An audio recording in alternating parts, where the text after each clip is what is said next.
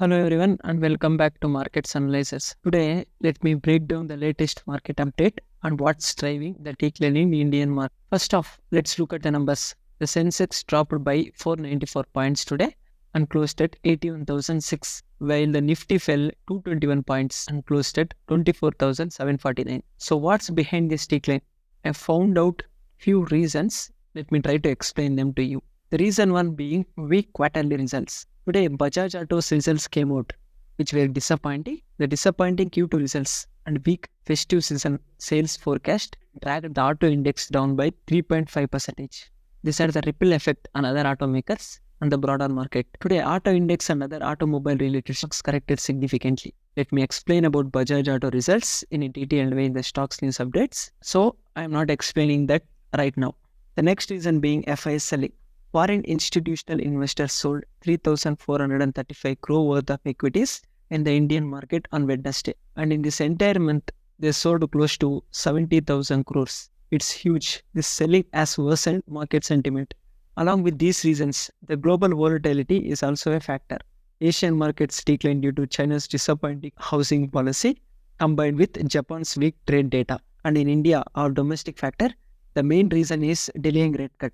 India's rising retail inflation, which has hit 5.4 in September, may delay interest rate cuts further.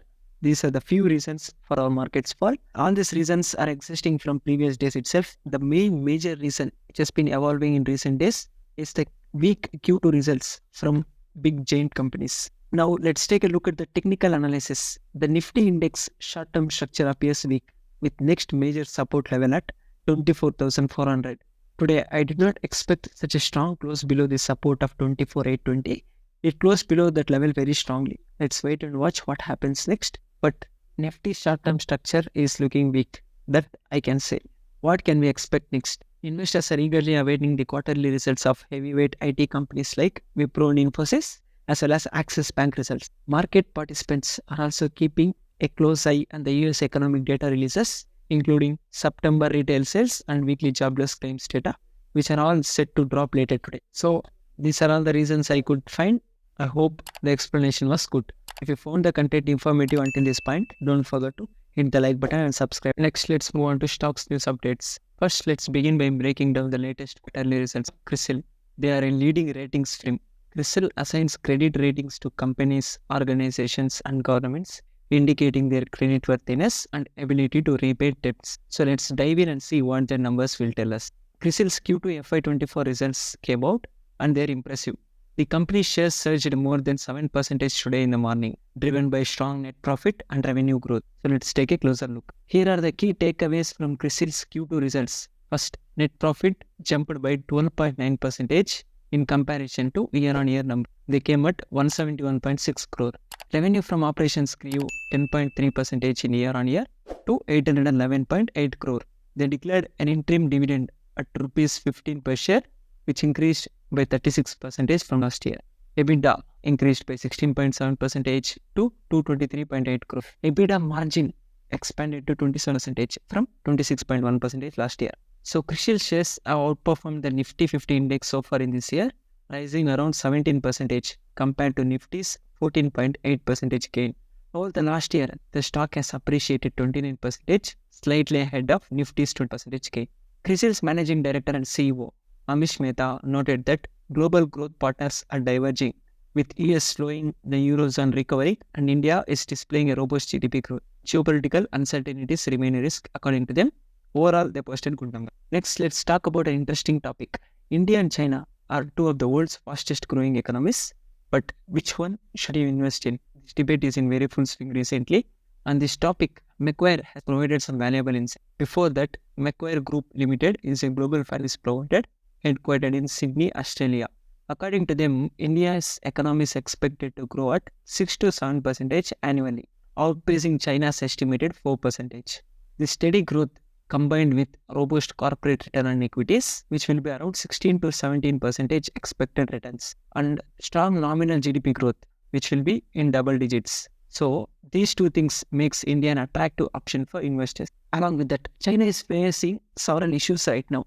The first one is structural issues. Consumption and real estate sectors struggling in China. The second one is global economic condition. Right now, globally there is an unfavorable situation for mainly export-driven economy. And finally, lack of clear stimulus strategy. Market expectations on China's stimulus is very uncertain as of now. These challenges make China a short-term trading play, but with persistent structural issues. Macquarie notes India economy should grow at a steady 6 to 7%, implying strong double-digit nominal GDP growth, far outpacing China's estimated 4%. Indian companies projected to deliver significantly stronger returns on equity, around 16 to 17% compared to just 9% for Chinese counterparts. So what does this mean for investors? First, India.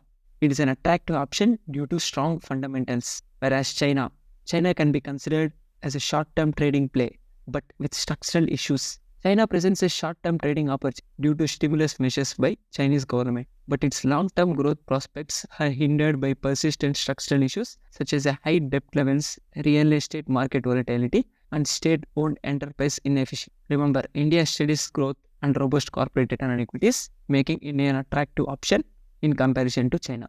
Next, let's analyze Bajaj Auto's Q2 results, which sent its shares tumbling more than 10 to 12% today. Let's break down the numbers and see what the brokerages are saying. Bajaj Auto's Q2 net profit rose 9% to 2,005 crore, but it came below analyst estimate. Revenue grew 22% to 13,000 crore. The company revised its growth outlook for two-wheeler sales in India to 5%, which was 5 to 8% earlier. So right now they are keeping the growth estimate at lower end of the spectrum to 5%.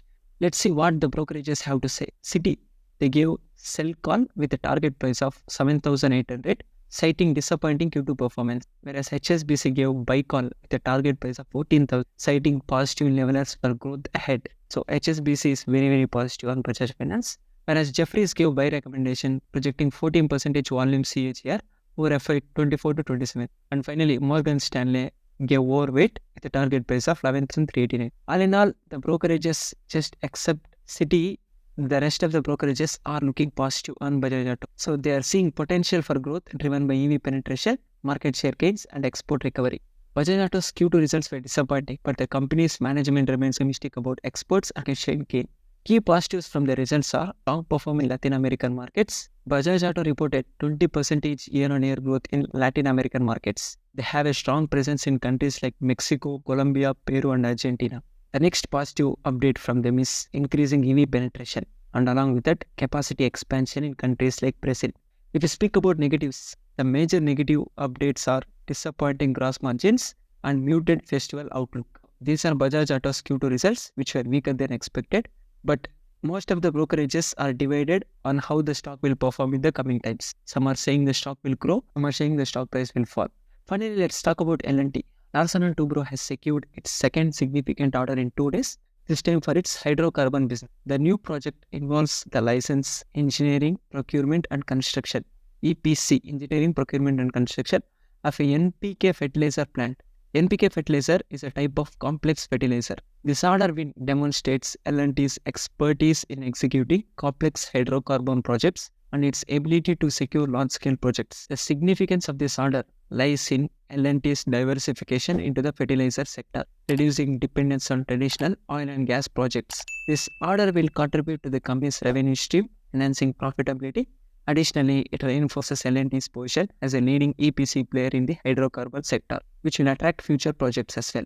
L&T's hydrocarbon business provides EPC services for oil and gas, refining and petrochemical projects. The business also offers module fabrication for offshore platforms and as well as pipeline laying for onshore and offshore projects. With a strong track record of executing projects efficiently and safely, L&T hydrocarbon business focuses on innovation, sustainability and customer satisfaction. After this news came out, the share price of L&T has reacted positively to the news with a significant increase today.